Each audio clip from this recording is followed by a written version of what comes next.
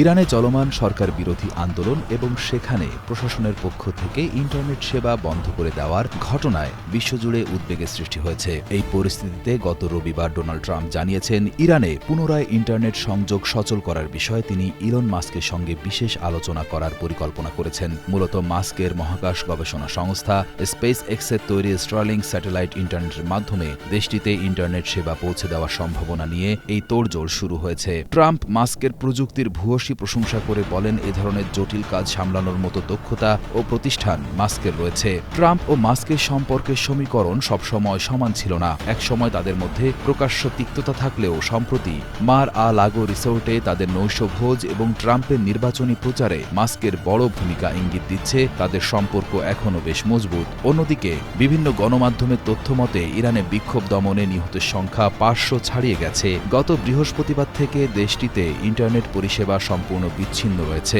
এমন সংকটময় মুহূর্তে স্টারলিংকের মাধ্যমে বাইরের বিশ্বের সঙ্গে ইরানের যোগাযোগ পুনরায় স্থাপন সম্ভব হবে কিনা তা নিয়ে এখন সবার নজর ট্রাম্প ও মাস্কের পরবর্তী পদক্ষেপের দিকে।